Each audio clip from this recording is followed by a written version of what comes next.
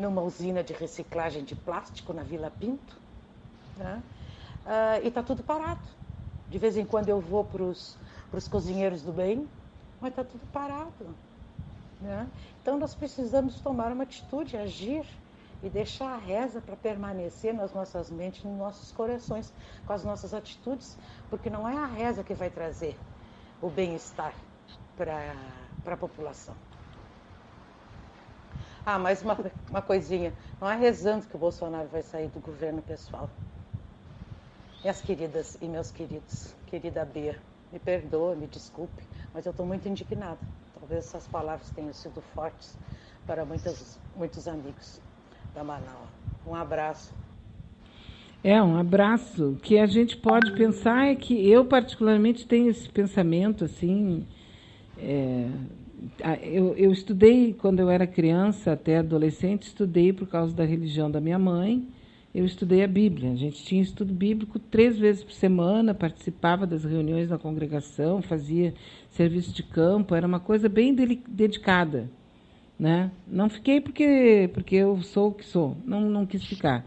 Mas eu aprendi na Bíblia que diz, quando quiseres falar com Deus, vai para o teu quarto, fecha a porta e fala com Deus. Ora para Ele, conversa com Ele. Não precisa mostrar isso para todo mundo, não precisa ficar dando bandeira para todo mundo, indo na religião, indo lá e daí fazendo oração. Não, isso é uma coisa muito pessoal, muito íntima. Muito, muito pessoal, muito íntima. Porque Deus sabe, se tu acredita em Deus como eu acredito, tu sabe que Ele sabe o que tem que ser feito para nós a cada instante. Então não sou eu pedindo, Deus faz isso, Deus faz aquilo, que nós vamos resolver. É conversar com Deus, mas a atitude agora tem que ser de solidariedade, a atitude de fazer alguma coisa e se postar diante de alguma situação.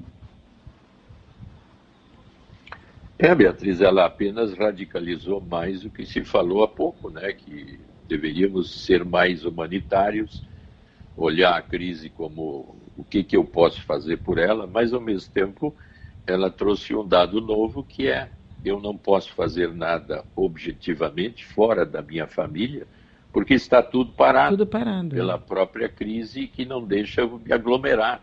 Eu ia lá fazer um almoço comunitário, não posso porque eu vou juntar gente. Então eu vou alimentar as pessoas, mas vou ao mesmo tempo facilitar o contágio do vírus. Então, onde é que eu posso agir de uma forma mais religiosa, ou religião religare, quer dizer, me religar mais afetivamente ao entorno, às pessoas que estão comigo. E se eu ainda me achar só e desamparado, aí a religião surge, ou Deus surge, como um equivalente do pai e da mãe, onde eu me sentindo desamparado e não, vamos dizer assim, seguro naquele momento, eu uso essas linhas religiosas ligadas à divindade e às crenças para me auto-apoiar e me acolher a mim mesmo através das minhas crenças. Então, esse é o positivo mais individual. Mas o que nós estamos falando agora é que o entorno é a família e aqueles que estão comigo restritos, porque não dá para fazer o que humanitariamente essa ouvinte fazia antes. Esse é o ponto, né? Muito bem, olha só. Aqui a Anaís Lara diz, reza a lenda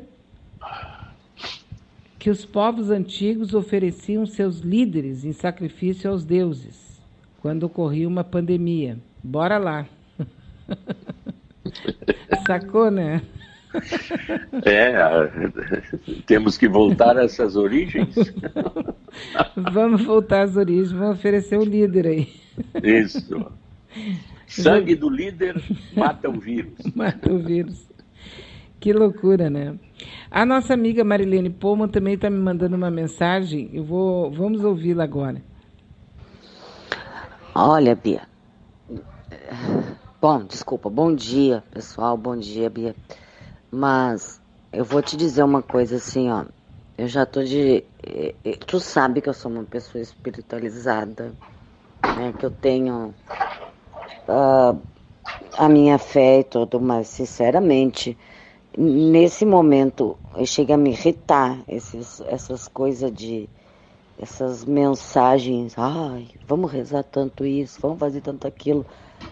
Tudo bem, é válido, gente, mas vão desvirtuar o foco. Não, eu não adianta, eu não consigo desfocar do que está acontecendo. Lamentavelmente, eu não consigo. Claro que tem horas que eu paro, desligo tudo, faço as minhas meditações, as minhas orações. Agora, ficar mandando para todo mundo isso, ai, desculpa, gente, mas eu já estou de saco cheio. Eu não quero nem piada. Eu acho que assim, tem muita piadinha.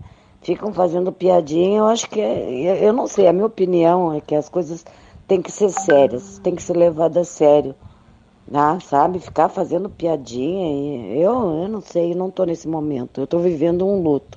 Sinceramente, eu não estou aceitando nem oraçãozinha demais e nem piadinha demais.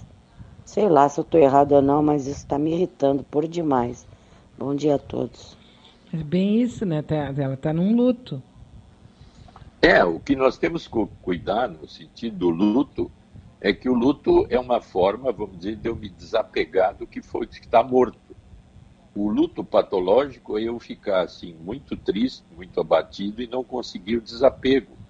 Por isso que nós estamos falando que o humor, de certa forma, ajuda a sair de posições de luto onde eu fico assim muito agastado, muito mal, deprimido, vendo a coisa de forma pessimista, porque não consigo me desfazer daquilo que está acontecendo. Como esse é um luto que está ligado a uma mudança social assim, que tem um tempo, eu tenho que ter cuidado para não ficar muito abatido nessa visão e até deprimido. E aí fico ansioso, mais contrariado, irritado, agressivo, e realmente eu não saio de uma posição que pode fazer mal para mim, inclusive fisicamente, né? É nesse sentido que nós estamos falando da possibilidade de entender o humor. Pois então, né? Para mim, o humor funciona como uma espécie de válvula de pressão.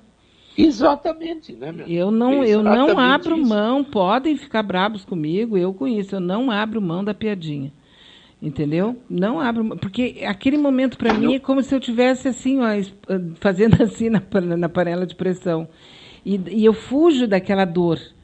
Então, para mim é muito bom. Agora, eu entendo perfeitamente, porque eu já tive momentos assim, em que nem a piadinha eu aceitava. Então, eu aceito, eu entendo. Se tu conseguiu entender que em determinados momentos uma descontração vinculada a alguma coisa que não seja um humor exagerado, negro, absurdo, é uma coisa que te desvia daquela tensão deprimida, negativa, que começa a nos habitar e gera o que a gente chama principalmente o tédio sem sentido. E aí é uma angústia surda, assim, que tudo que eu faço parece que não tem graça, não tem direção, nada me interessa. Este lugar é que deve se fugir internamente, ou pelo menos identificá-lo e usar os nossos recursos em torno para que isso não mantenha-se muito tempo. Uhum. Na verdade, doutor Maia, eu tenho assim uma suspeita de que as pessoas que estão vivendo isso, ou seja, 100% das pessoas, hoje não dá para dizer que a pessoa porque tem muito dinheiro ou porque é muito ignorante, não sabe o que está se passando, porque todo mundo está na mesma...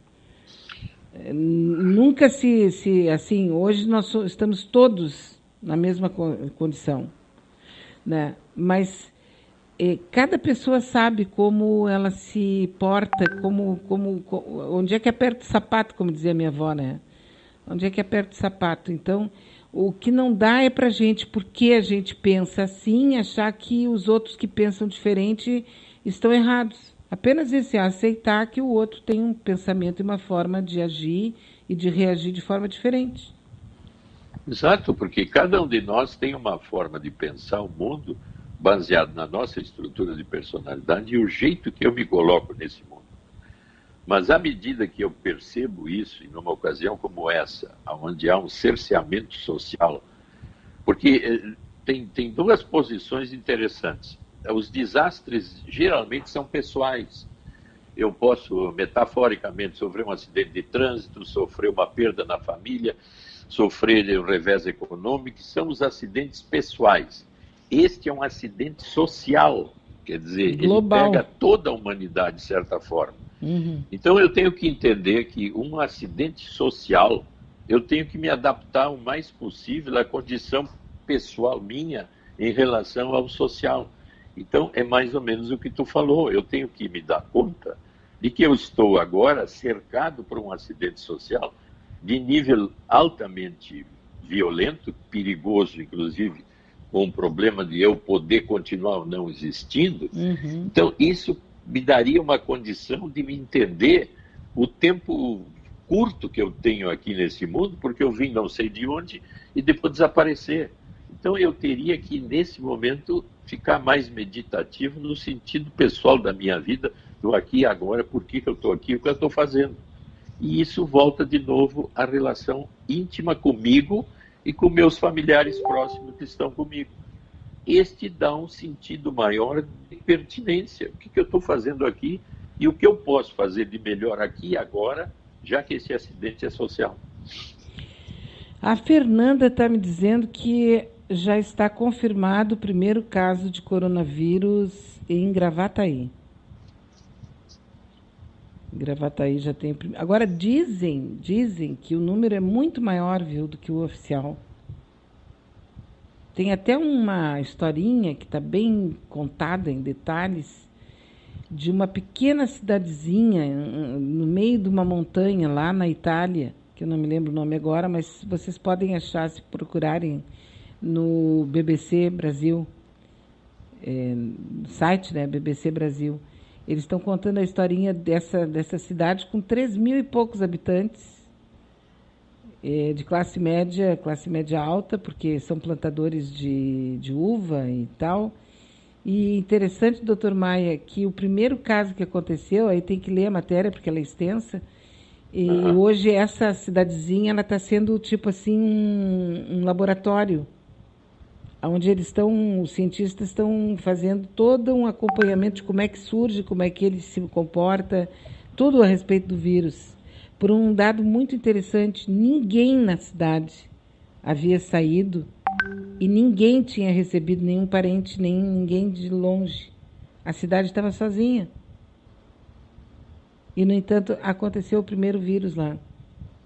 Aí é bem interessante de ler, porque ela é considerada mundialmente uma espécie assim, de ponto de referência para o estudo do vírus. Eles falam do paciente zero, né? Isso, no caso da China... Esse seria o principal, que a China não abriu. A China já apresentou. Já apresentou. A China já apresentou em Wuhan o primeiro paciente zero. Bom, então essa era uma das queixas em relação o paciente zero, tanto é que agora a China está pedindo para os Estados Unidos apresentarem o paciente zero. Eu nem sabia o que era isso, eu acabei sabendo por causa de um especial que tem no History, chamado Pandemia. E através do Pandemia que eu acabei conhecendo um pouquinho, porque agora eu até brinquei, escrevi um texto ontem aqui no nosso Facebook.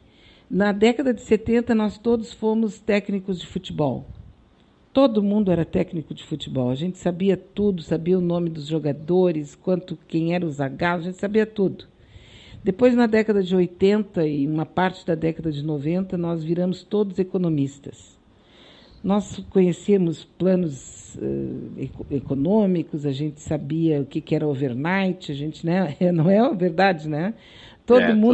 Todo mundo era economista. Depois começou o século XXI, lá pelos 2004, 2000 e tal, nós todos nos tornamos especialistas em direito tributário, direito econômico, mas principalmente em direito penal, por causa da corrupção. Aí nós sabíamos os artigos, nós tínhamos tudo direitinho e tal. Agora estamos todos infectologistas e biólogos. Cada vez mais aculturados em biologia e infectologia. É impressionante como a humanidade ela é tangida, né? Ela é levada para o lado que alguém, eu imagino, que deva ter um poder central que faz isso com a gente. E principalmente por causa da informação facilitada, né? Aquilo que a gente chama hoje, infodemia, né? Infodemia, quer dizer, uma pandemia de informações que são umas boas e outras absolutamente